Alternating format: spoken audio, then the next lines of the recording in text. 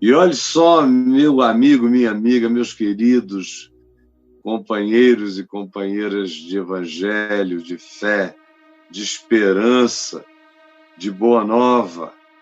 Prestem atenção no que eu vou ler para vocês no livro de Lamentações de Jeremias. É um texto que nessa pandemia tem sido lido por todo mundo está lendo Lamentações de Jeremias, capítulo 3. E todo mundo lê o verso 21, mas eu quero ler do verso 18 ao verso, eu vou já lhe dizer aqui, ao verso 33, de 18 a 33, aqui em Lamentações, no capítulo 3, que diz assim: então disse eu, Jeremias, o autor do texto, diz: então disse eu, já pereceu a minha glória, o que tinha de haver de bom para mim já era, é o que ele está dizendo. O que quer que eu pudesse esperar de esplendor, de realização, de significado, de visibilização, de validação, é isso que ele chama de glória. Tudo isso já passou, não volta mais. Para mim, acabou. É o que ele está dizendo. Para mim, acabou. Pereceu a minha glória, a glória dele. E mais, como também pereceu a minha esperança no Senhor. As perspectivas acabaram e a minha esperança em Deus morreu.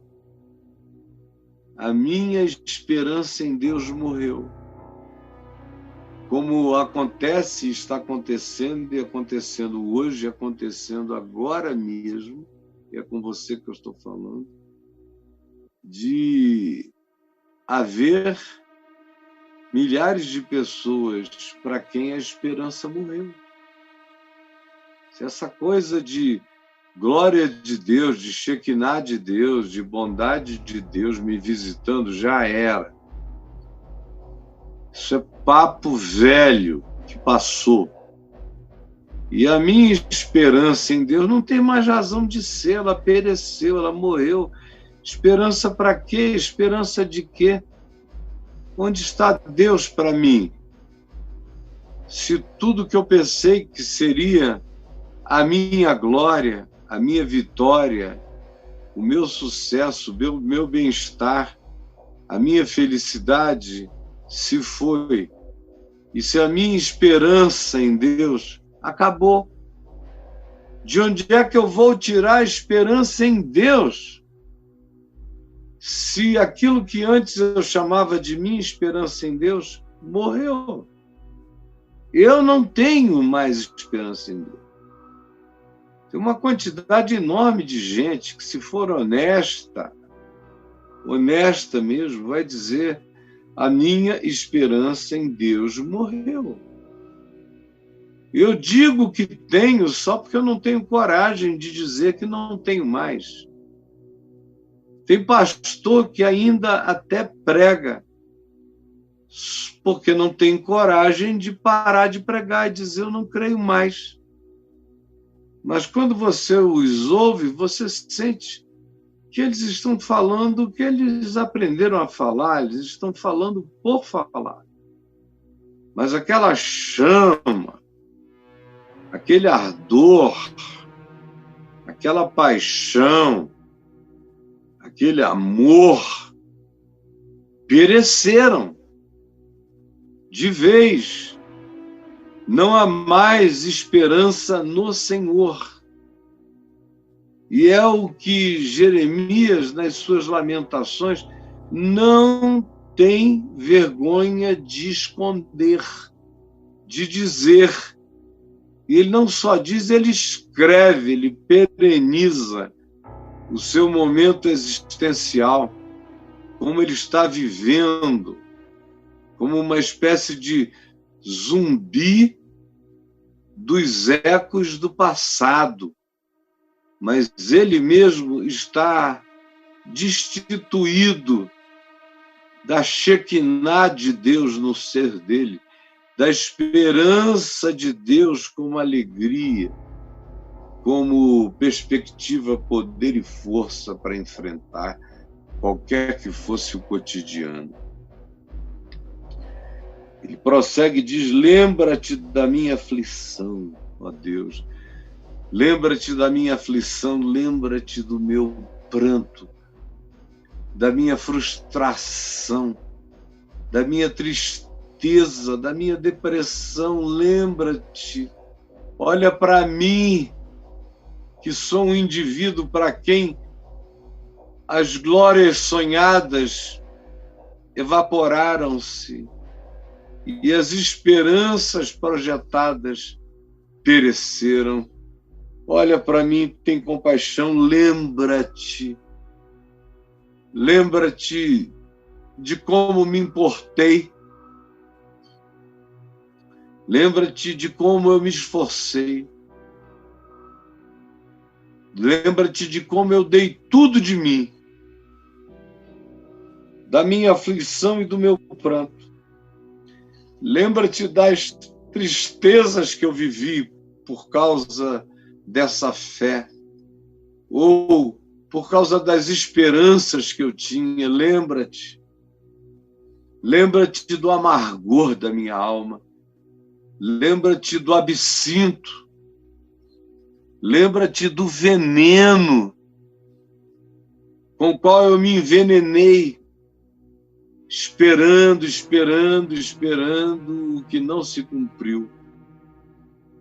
Não se cumpriu, não se realizou.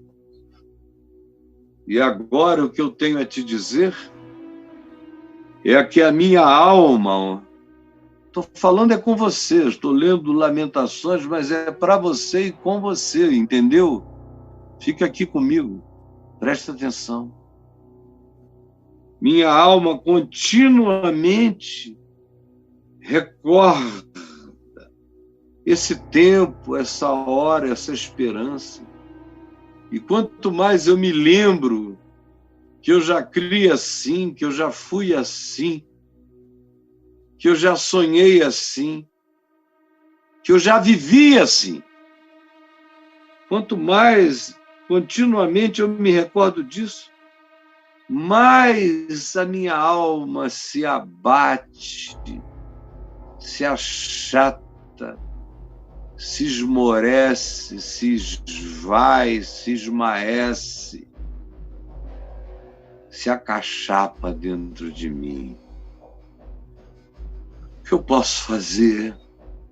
O que eu posso fazer? O que eu posso fazer nessa angústia de ser e de não conseguir mais visualizar esperanças? Porque parece que todas as promessas de Deus secaram, murcharam, se foram, desidrataram nas suas esperanças bem diante da minha face. O que eu posso fazer? E então surge dentro dele, rasga essa mortalha de tristeza depressiva, uma voz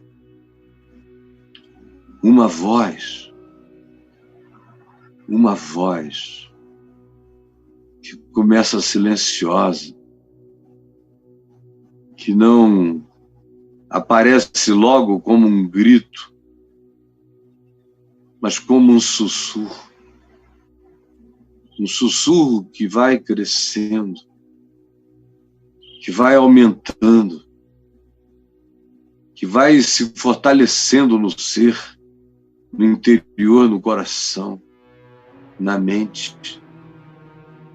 um sussurro que vai virando voz, que vai virando convicção, que vai se transformando em declaração, até que vira uma proclamação. E a proclamação, que começou com uma voz inaudível, agora diz: quero trazer à memória o que me pode dar esperança. Quero trazer à memória o que me pode dar esperança. E não são memórias do meu passado. Eu quero trazer memórias acerca de quem Deus é, do caráter de Deus. Não são memórias do passado, como o Salmo 126 ensina. Restaura, Senhor, a nossa sorte como as torrentes do Negueb. Para esse indivíduo aqui, Jeremias, já não havia nem Negueb, nem torrente, nem nada, estava tudo desolado. Ele está para além do que ainda pode ser restaurado. Tudo tinha sido destruído. Não sobrara nada, nem como metáfora, nem como memória pessoal. Por isso, ele diz: quero trazer à memória o que me pode dar esperança. E o que ele vai dizer que pode dar esperança não tem absolutamente nada a ver com nenhum feito, nenhuma realização, nenhuma ocorrência do passado. Tudo tem a ver apenas com quem Deus é, com que ele aprendeu desde sempre que poderia confiar.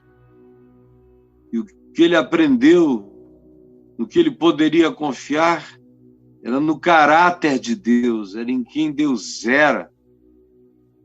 O Deus que diz que se nós formos infiéis, ele, todavia, permanece fiel, porque não pode negar-se a si mesmo. É acerca desse Deus que ele está falando. Quero trazer à memória o que me pode dar esperança. E o que me pode dar esperança é a grande pergunta, é a grande questão: o que me pode dar esperança? Aí ele lembra de 6, 7 coisas que poderiam firmar a esperança no coração dele.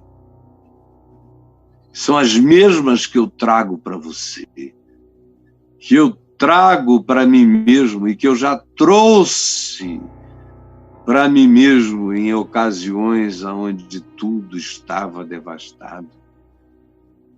Eu não sou um homem que falo a respeito do que nunca experimentei, nem nunca provei, só li em livros. Não, a minha vida é o livro das devastações, das perdas, das glórias que acabaram, das esperanças que morreram. Eu mesmo já fui tratado como um morto, como um ser cujo corpo apenas continuava vivo, mas o resto de mim foi declarado acabado por muita gente. Mas eis que eu estou aqui. Eis que eu estou aqui conhecendo a aflição, a tristeza, a glória desvanecente, a esperança morta. Mas eis que eu estou aqui vivo, levantado, em pé, inteiro, eu mesmo. Amém. E o que é que eu trago? O que eu aprendi? Aprendi dentro do meu próprio coração. Porque esse texto aqui eu conheço desde a minha juventude. Mas tê-lo para mim como algo inscrito dentro do meu ser é outra coisa. Totalmente diferente. E quem ouve, ouve vendo a diferença. Não é um estudo bíblico. Eu estou falando de algo que eu conheço, que eu já provei, no que eu me estribo e já me estribei, que eu tenho experiência pessoal de que é verdade. Eu quero trazer à memória o que me pode dar esperança. E o que me pode dar esperança é a pergunta.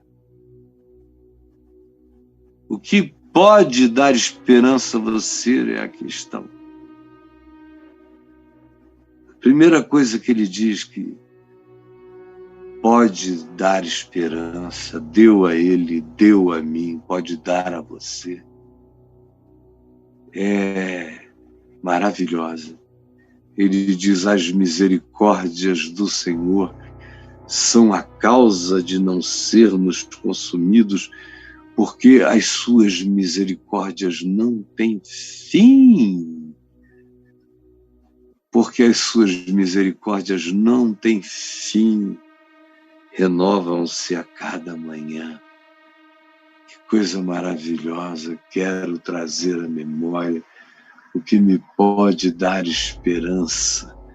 As misericórdias do Senhor são a causa de não sermos todos nós, de não ser eu consumido.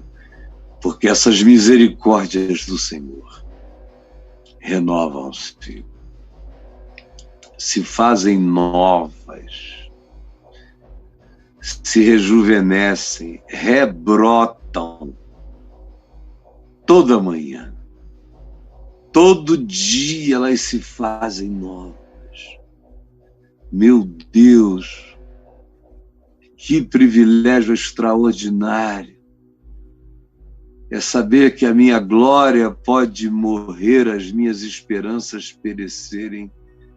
Todavia eu posso evocar, eu posso puxar de dentro para fora, eu posso morder e puxar para cima e contemplar aquilo que nunca me deixou e nunca vai me deixar, que me habita. Só eu é que fico às vezes sem saber, porque eu sou muito impressionado com o meu sentir. E quando eu me sinto devastado, parece que o que é verdade acabou. Mas as verdadeiras realidades de Deus não são sentimentais nem emocionais. Elas são realidades da fé, que eu posso abocanhar dentro de mim, puxar e declarar e dizer que as misericórdias do Senhor são a causa de não sermos consumidos, porque elas se renovam, elas se refazem, elas rebrotam a cada manhã. Cada manhã. Essa é a primeira coisa que me dá esperança em qualquer hora, em qualquer tempo. Morre o pai, eu tenho esperança, morre a mãe, eu tenho esperança, morrem filhos, eu tenho esperança, eu perco tudo, eu tenho esperança. Vão-se praticamente todos os milhares de amigos, eu tenho esperança. Declaram-me morto, eu tenho esperança. O mundo inteiro me sepulta, eu tenho esperança. Eu tenho esperança. Por quê? Porque eu sou filho das misericórdias. Dessas mesmas misericórdias que se diz que vão de eternidade a eternidade, de eternidade a eternidade. Uma eternidade só é pouco para elas, elas vão de eternidade a eternidade. Não é nem de década em década, eu vivo algumas décadas, elas vão de eternidade a eternidade. Não é nem de século em século, de milênio em milênio. Não, é de eternidade a eternidade. Não é, elas não são medidas por anos, nem por bilhões de anos, elas vão de eternidade a eternidade. Do Big Bang para cá, a gente teve apenas 14 bilhões e 500 milhões de anos, ou seja, nós não tivemos nem nada de uma eternidade. Mas as misericórdias do Senhor vão de eternidade a eternidade. Por isso, é coisa simples para o que existe de eternidade a eternidade se renovar a cada manhã. Elas são a causa de eu não ser consumido, porque elas não param, elas não acabam, elas não murcham, elas não perecem nunca, elas continuam, elas são eternas. A misericórdia de Deus, misericórdia significa ter um coração conduído pela miséria do outro. Isto é misericórdia. Esse condoer-se pela miséria do outro, nem Deus vai de eternidade a eternidade. Por isso, as misericórdias são a causa de não sermos consumidos. Não fomos, não somos, não seremos. Você me entendeu? Você não será consumido. Creia nisso. Você não será consumido. Essa é a primeira razão. Bastava essa, né? Não bastava? Para mim, bastava essa. Eu saber que as misericórdias dele são a matéria-prima da aliança dele comigo. Não são alianças nem de ouro nem de prata, são alianças de misericórdias eternas que ele fez comigo, fez contigo. Essa é a primeira razão. Sua fidelidade é grande. Não só as misericórdias vão de eternidade a eternidade, mas ele é fiel às suas misericórdias. E a fidelidade dele é totalmente ilógica, louca. Como Paulo disse, que se nós somos infiéis, escrevendo a Timóteo, ele disse, olha, guarda isso para sempre no teu coração. Se nós somos infiéis, ele, todavia, permanece fiel. Porque ele não sabe, ele não pode, o Todo-Poderoso não pode certas coisas e ele não pode negar-se a si mesmo. Se somos infiéis, você foi infiel? Ele, todavia, permanece fiel porque não pode negar-se a si mesmo. A segunda grande razão, ele dá aqui, ele diz, olha, se anime, se alegre na sua esperança, sabendo que o Senhor é a sua porção, o Senhor é o seu galardão, o Senhor é o seu tesouro, o Senhor e tudo quanto Ele é a sua herança, você é um herdeiro de Deus. Não importa se derrubaram os muros de Jerusalém, se destruíram o templo, se arruinaram a sua casa, se castraram os jovens dessa geração, o Senhor, todavia, continua a ser a sua porção, a sua herança. Diz a minha alma. Isso eu preciso ensinar a minha alma. Eu preciso ensinar a minha alma isso todo dia. Se as misericórdias são eternas, então minha alma aprende isso. Aprende isso, Senhor, é a tua porção e a tua herança. Você que está impressionado com o horizonte imediato, de destruição, de cativeiro, de falências, de Jerusalém transformada em ruínas, de tudo acabado. como se nunca mais nada fosse a ver. Que é isso, Jeremias? Eu estou te falando daqui, 2.600 anos depois, dizendo, olha, não deu tudo certo ainda porque os homens não deixam, mas Jerusalém está lá. Eu preciso ensinar a minha alma, não olhando para o passado do passado, mas olhando pela fé, o Senhor, que é a minha porção e a minha herança. Não é a história que me dá essas esperanças, é a eternidade que me dá essa segurança. Quando eu digo e quando eu sei que o Senhor é a minha porção, o Senhor é a minha herança, fica sabendo disso, minha alma, aprende isso. O Senhor é a tua porção, o Senhor é a tua herança. Aprende isso.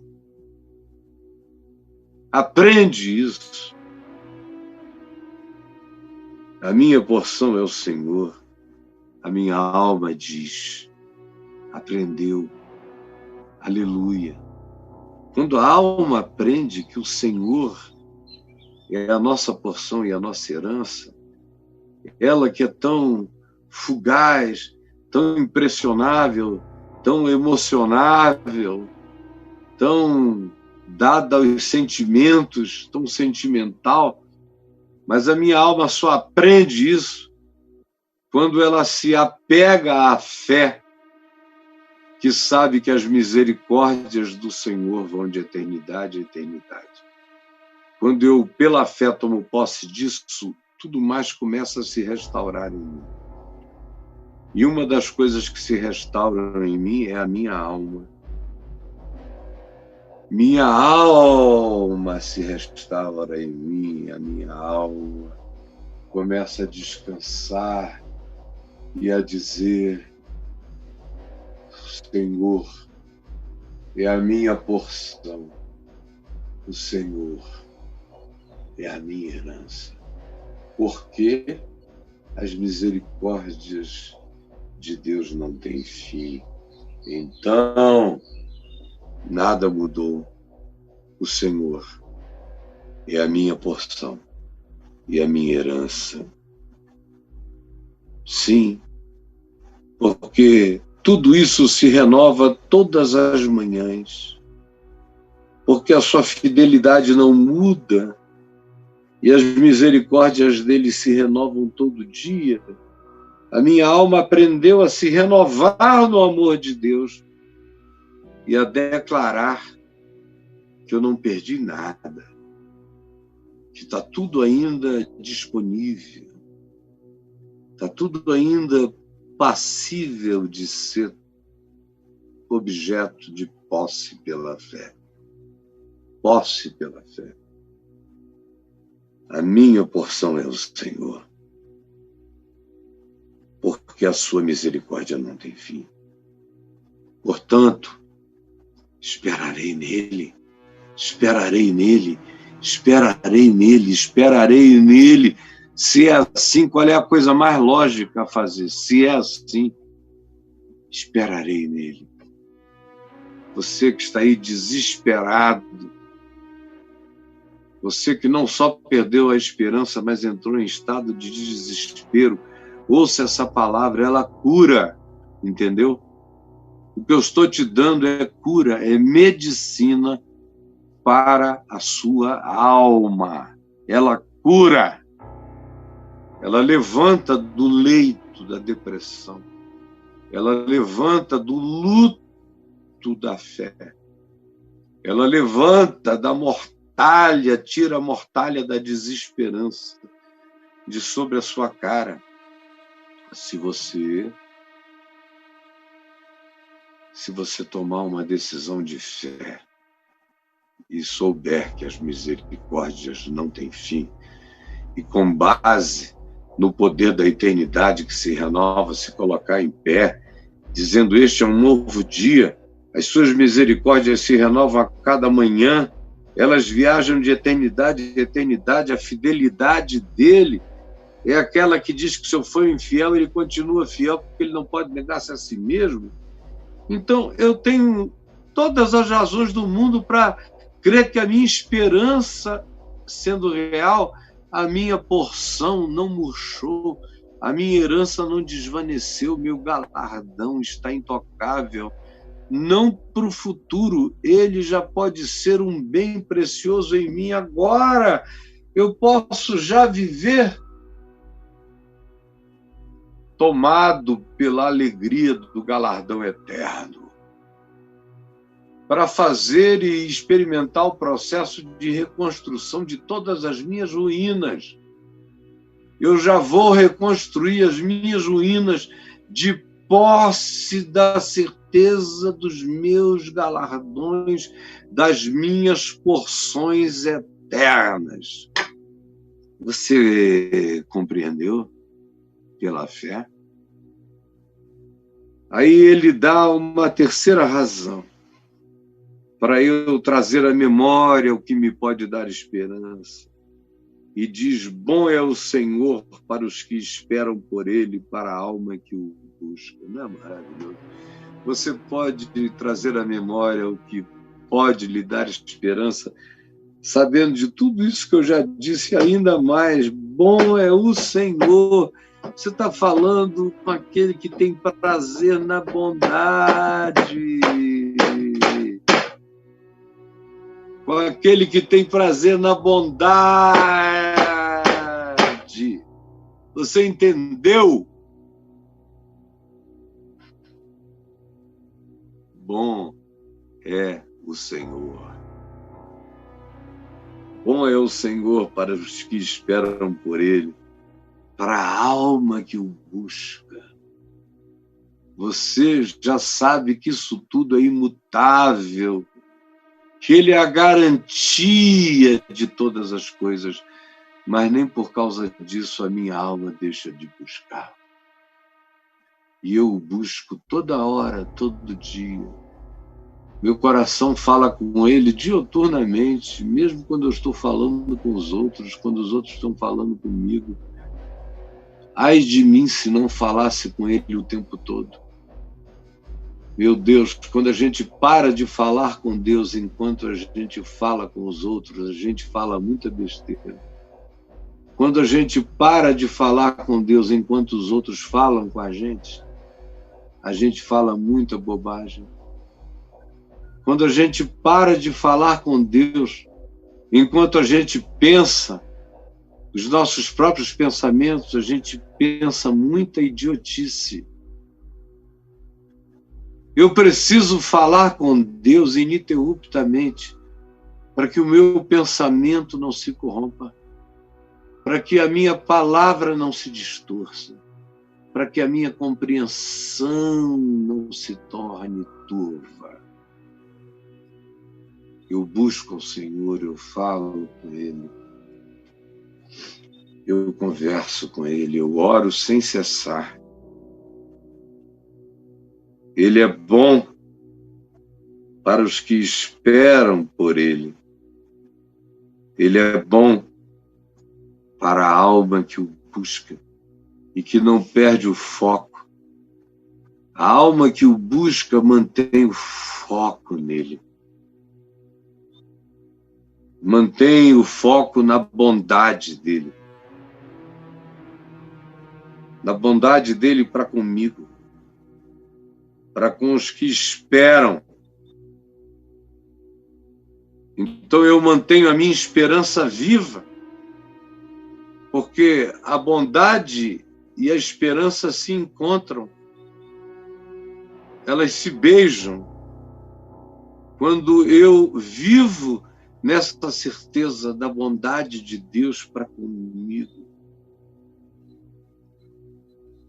Bom é o Senhor para os que esperam por Ele, para a alma que o busca, que o invoca, que se mantém nesse estado, que faz da sua respiração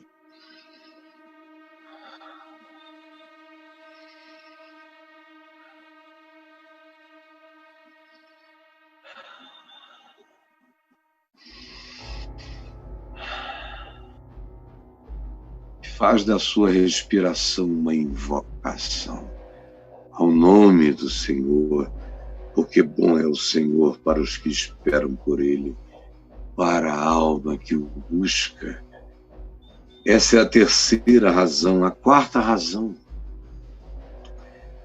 pela qual eu quero trazer à memória o que me pode dar esperança e quais são as causas da minha esperança, as misericórdias de eternidade, o galardão de Deus que se mantém intacto para quem espera por Ele, a bondade deles para com os que esperam, para com a alma que o invoca permanentemente. E em quarto lugar, bom é bom é aguardar a salvação do Senhor. Bom é aguardar a salvação do Senhor. Bom é aguardar a salvação do Senhor. É saudável, é terapêutico, é curador.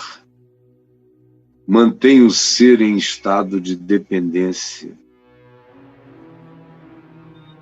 Nos coloca num estado de vigilância, de permanência. Bom é aguardar. Bom é ter os olhos abertos no horizonte da existência, sabendo que a qualquer momento a salvação do Senhor vai brotar para mim e para você. Vai brotar. Bom é aguardar. É contra a lógica humana. A lógica humana não gosta de aguardar, não é? Vocês aqui, milhares de vocês, quando me ouviram ler aqui, bom é aguardar, disseram, poxa, quando é que esse negócio vai chegar? Ainda tem essa coisa de aguardar, especialmente nessa geração que não sabe esperar nada. Essa é uma geração que não sabe aguardar a salvação. Uma uma geração desesperada. A salvação tem que ser instantânea e ela não é. Deus tem que ser instantâneo e na maioria das vezes ele não é. Às vezes ele é, mas é às vezes. Na maioria das vezes, aqui no espaço-tempo que Deus criou, ele ensina a gente a viver o espaço e viver o tempo. Portanto, ele nos ensina a capacidade de ter esperança, de ter paciência, de ter espírito de resignação, de ter calma, de ter pacificação, de ter resiliência, tenacidade, perseverança, coragem, fé, porque a fé cresce não na instantaneidade das respostas, mas no aguardo delas é que a minha fé se desenvolve, se expande, ela cresce. Cresce. Por isso é bom aguardar. Bom é aguardar a salvação do Senhor. E olha só, e isso em silêncio. Ai, ai, ai, ai, ai, ai, ai.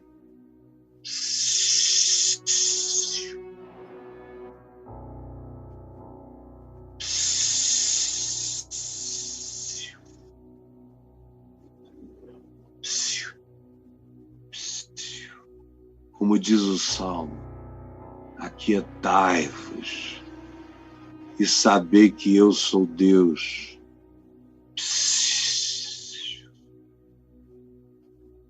como diz Deus no profeta Amós.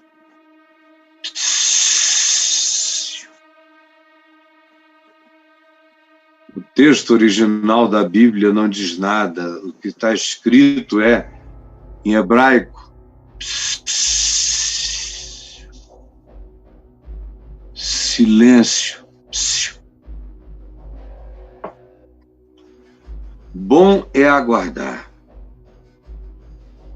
Bom é aguardar a salvação do Senhor, e isso em silêncio, sem papo.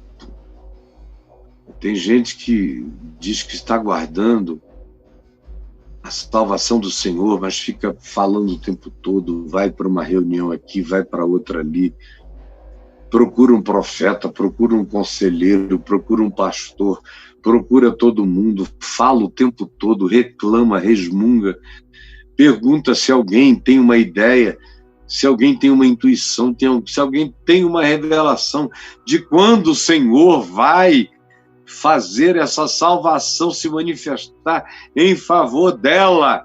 Ai, que coisa chata! Chata é a palavra. Porque você vira um chato quando diz que está esperando a salvação do Senhor, e isso em tagarelice, não é em silêncio. É em resmungação, não em silêncio. É em murmuração, não em silêncio. Bom é o Senhor para os que aguardam a sua salvação, e isso em silêncio, isso quietos.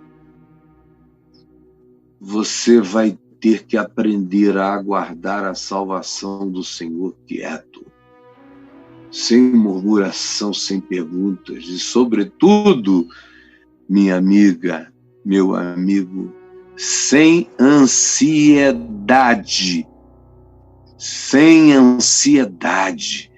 Vai ter que aprender a aguardar em silêncio, implicando que isso seja em descanso, sem ansiedade, lançando sobre ele toda a nossa ansiedade, porque ele tem cuidado de nós. Essa é a quarta maneira da gente trazer à memória o que nos pode dar esperança, baseando a nossa esperança nessas causas. E aí vem a quinta causa. Bom, aqui já não é bom para o homem o que o Senhor faz, agora tem algo para o homem aprender, explicitamente para ele fazer do começo ao fim. Bom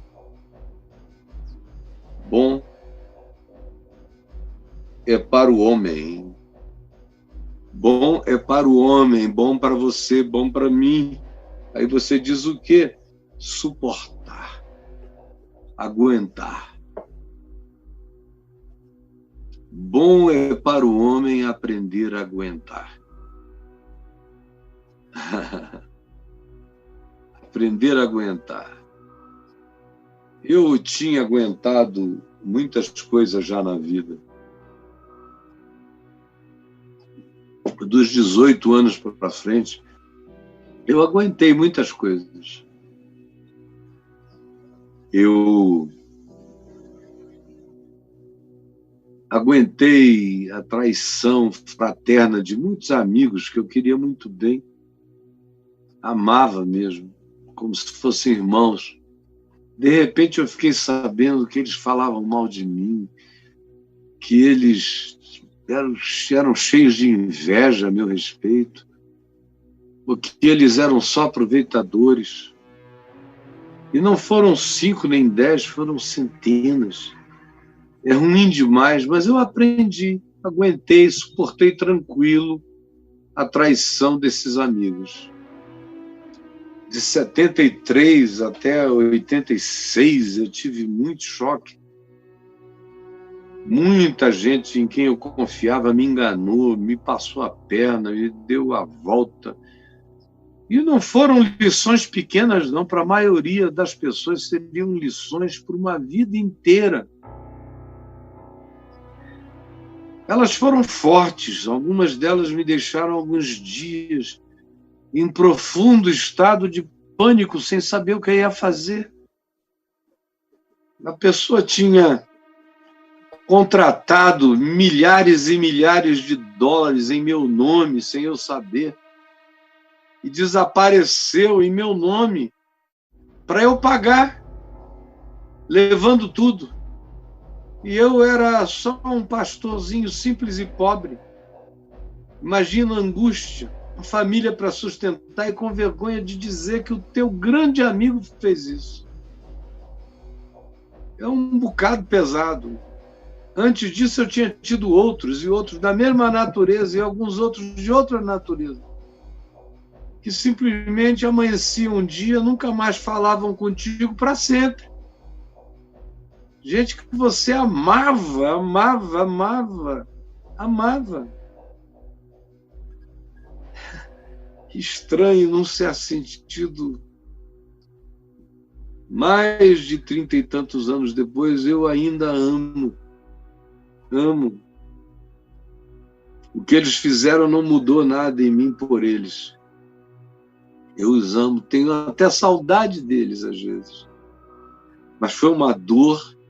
E não foi um só, foram vários na mesma toada. Eu já tinha tido alguns sofrimentos, já tinha sepultado um filhinho.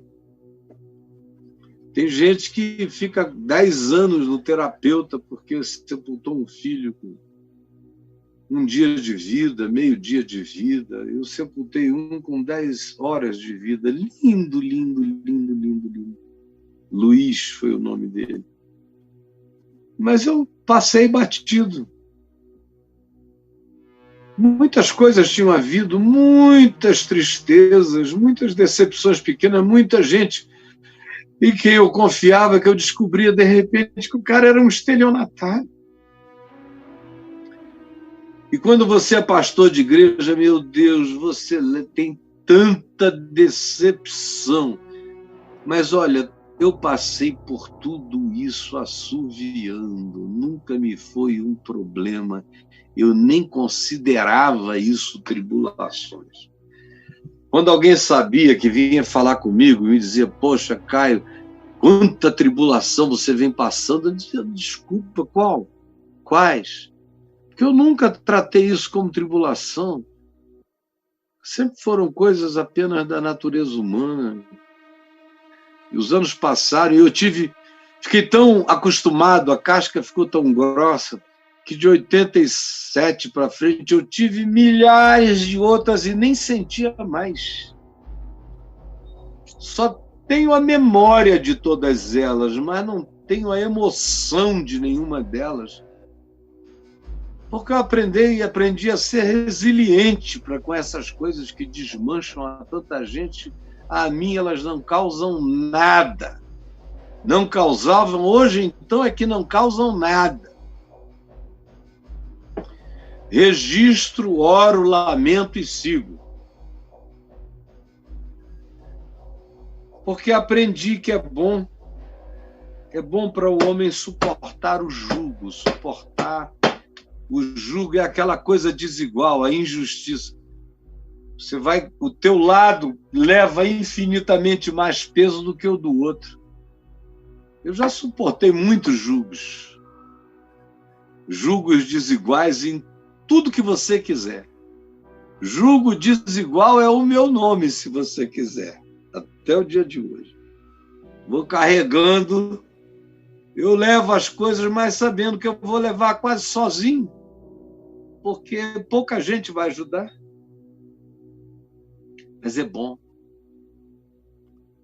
Isso faz você ficar forte. Isso te dá força na desesperança, coragem. Isso te faz um criador de soluções. E quando você é um criador de soluções, você também é um mantenedor de esperanças. Bom é para o homem suportar o jugo na sua mocidade, que bom é que eu venho aguentando o jugo desde 18 anos de idade, eu venho carregando jugos muito pesados e desiguais, e fui ficando treinado, fui ficando forte, ganhei musculatura para enfrentar tudo isso, sem fazer disso uma tormenta para mim, pode ter certeza. Bom é para o homem suportar o jugo na mocidade. E aí, Jeremias, falando da parte do Senhor, dá um conselho àqueles que estão experimentando o jugo. Há muito tempo, ele disse, olha, assente-se solitário e fique em silêncio. Se quer aprender a suportar o jugo, não transforme isso num espalhamento de histórias. Fique calado. A gente se enrijece, se fortalece para suportar o jugo. Quando o jugo pesado vem, e ele é desigual, ele é perverso, ele é injusto, mas a gente, ao invés de ficar reclamando, se auto-vitimando, com autopiedade, com pena de si mesmo, a gente se assenta solitário. Pondera solitariamente, em silêncio,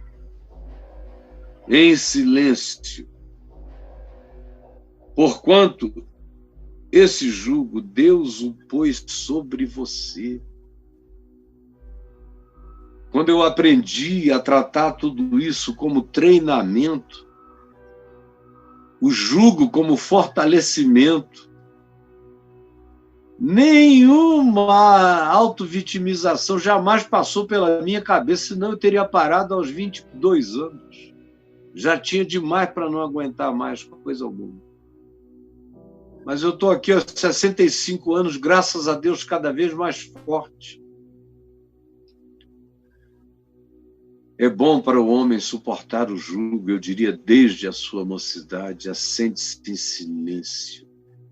Assente-se, fique em silêncio, fique quieto, processe, fortaleça-se, enrijeça-se. E mais do que isso, aprenda que foi Deus que permitiu, para você se fortalecer, para você rasgar o apocalipse com esperança. Eu quero, todo dia, aprender a rasgar o apocalipse com esperança. Assente-se solitário, porquanto esse jugo Deus o pôs sobre ele. Ponha a sua boca no pó, se curve, se quebrante em silêncio. É isso que vai fazer de você um homem. Essa é a diferença entre os meninos que choramingam e se auto-vitimam e os homens que entendem que é bom suportar o jugo desde a mocidade, que aprendem a ficar solitários, a viver isso em silêncio, a entender isso como lição de Deus, a colocar a boca no pó, falar só com Deus, sabendo que talvez ainda haja esperança. É bom viver certas coisas que a gente não sabe se terão cura ou não. É bom. O período dessa ignorância silenciosa, quando é silenciosa, quando é quieta, quando a gente bota a boca no pó, sem saber se haverá esperança ou não, mas perseverando silenciosamente em Deus, isso é bom, isso é maravilhoso, porque quem se levanta daí é outra pessoa. Quem se levanta desse estado é uma outra pessoa. É aquela descrita por Paulo lá em Romanos 5, que se gloria nas próprias tribulações, sabendo que a tribulação produz perseverança, e a perseverança experiência, e a experiência esperança, e que a esperança não confunde, porque o amor de Deus é derramado nos nossos corações.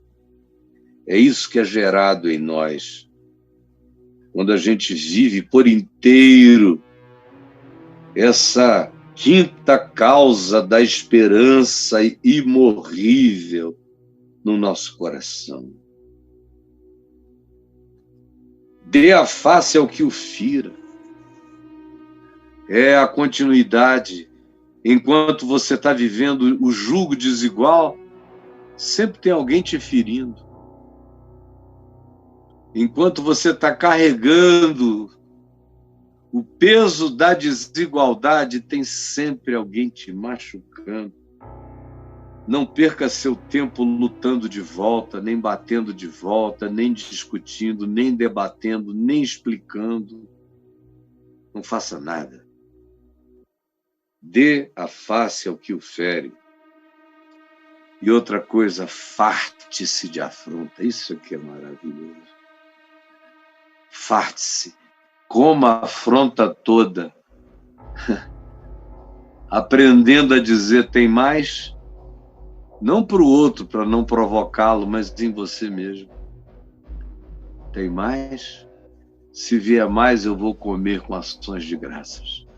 Tem mais afronta? Se vier mais, eu vou comer com ação de graça. Isso eu te digo, meu irmão. Até aqui, pode ser que venham maiores que eu não conheço. Mas até aqui, eu aprendi. Fui aprendendo e aprendi. Hoje eu sei que eu aprendi. A não ferir de volta, a dar a face a quem me afronta, e aprendi a me fartar, me fartar dessas injustiças, a comer a afronta e dizer, Senhor, está tudo diante de Ti. Eu como essas afrontas com ações de graças, porque elas estão me fortalecendo, me enrijecendo, é bom para mim, me faz bem. Eu vou me levantar daqui maior, eu vou me levantar daqui forte. Obrigado pelo treino de musculatura espiritual e psicológica que essas experiências me estão dando. E eu tive doses que eu não quero nem compartilhar com você, doses impensáveis dessas afrontas. Eu me fartei delas, mas não parei de recebê-las com ações de graças. Bateram na minha cara e batem ainda até não aguentarem mais. Eles estão cansando. E olha eu aqui firme e forte. Bater cansa. Mas você aprende a aguentar cacete e apanhar. É até uma estratégia de luta. Quando você sabe que você aguenta pau, cacete, soco, chute, você deixa o cara bater muito no primeiro assalto, no segundo assalto, porque no terceiro ele está com a língua de fora. Ele não aguenta. Às vezes ele cai sozinho, de tanto bater, quem aguenta a pancada? Bota a boca no pó e se levanta. E se levanta. Outro dia eu entrevistei aqui o meu amigo Minotauro, que foi um desses indivíduos que eu vi aguentar mais cacete. Cair com a boca no pó e se levantar, e no fim está o outro batendo porque ele estava inteiro. Porque ele descobriu que ainda havia esperança. Aí vem a sexta razão. Dê a face ao que o fere. Olha que coisa. Dê a face ao que o fere. O cara pá. O Senhor não rejeitará para sempre. Pois ainda que entristeça alguém, Ele não vai te rejeitar para sempre. Ainda que ele entristeça alguém, ele usará de compaixão segundo a grandeza das suas misericórdias, porque ele não aflige nem entristece de bom grado os seus filhos. Olha que coisa linda, ouça isso, por favor, ouça isso, você, por favor, ouça.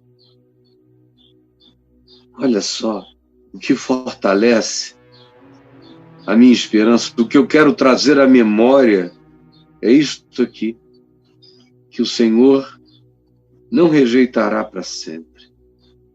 Passa, é como essa pandemia, ela vai passar. É um tempo, é uma hora, é uma era, é um vírus, é uma bactéria, é uma circunstância, mas vai passar. Tudo passa. O Senhor não rejeitará para sempre. O que você chama de rejeição de Deus, que deveria ser chamado de tempo e circunstância do silêncio, tempo e circunstância do treinamento, tempo e circunstância do fortalecimento, mas que a gente interpreta tal silêncio divino como rejeição. Por isso o coração só se enche de aflição, de pranto, de absinto, de veneno, e a alma continuamente se sente abatida dentro de si e chama esse tempo de tempo da rejeição. No entanto, fique sabendo que esse tempo que você chama de rejeição, acerca dele, Jeremias tinha aprendido que o Senhor não rejeita para sempre. O Senhor não rejeita para sempre. Esse tempo passa, pois ainda que o Senhor permita que você se entristeça, o que Ele, desde que as circunstâncias entristeçam alguém, esse alguém hoje é você, esse alguém já fui eu e ainda serei eu em outras circunstâncias.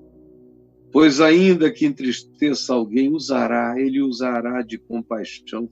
Ele é o Deus da misericórdia que vai de eternidade a eternidade, Ele usará de compaixão. Ele vai se compadecer, Ele vai se enternecer. Compaixão,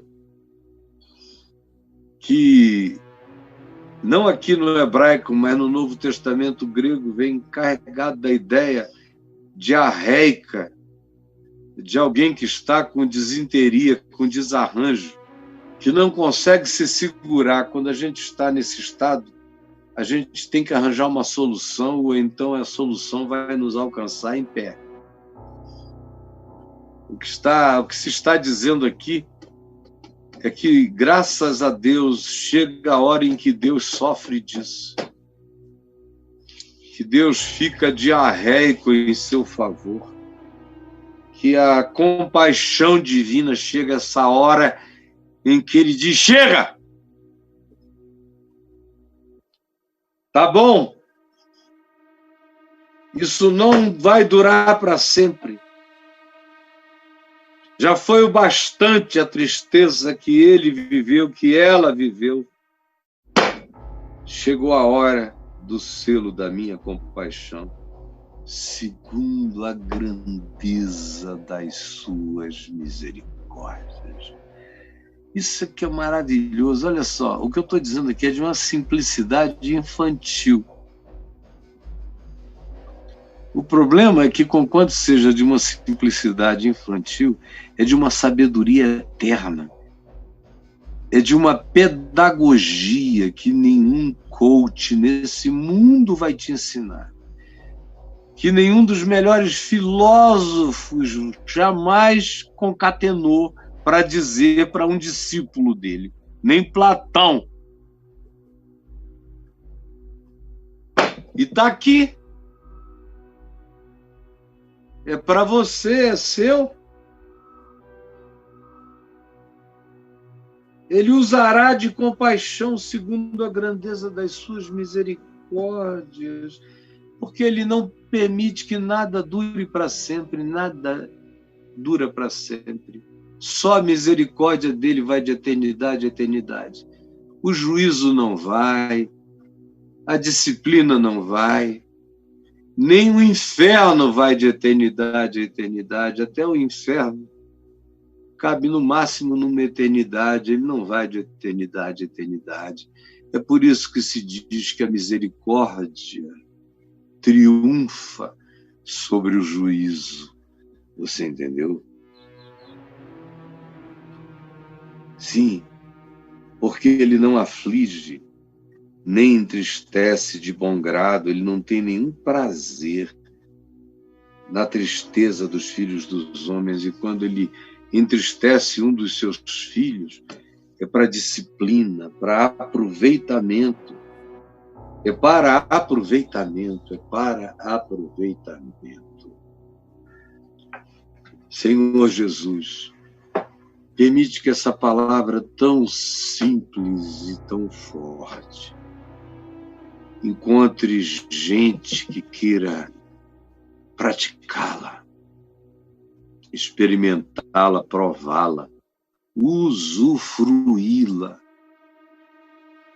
e ser beneficiado, abençoado, salvo por ela, entendendo o significado de trazer à memória o que nos pode dar esperança. É o que eu te peço hoje e cada outro dia da nossa vida e da minha vida, em nome de Jesus. Amém, amém e amém.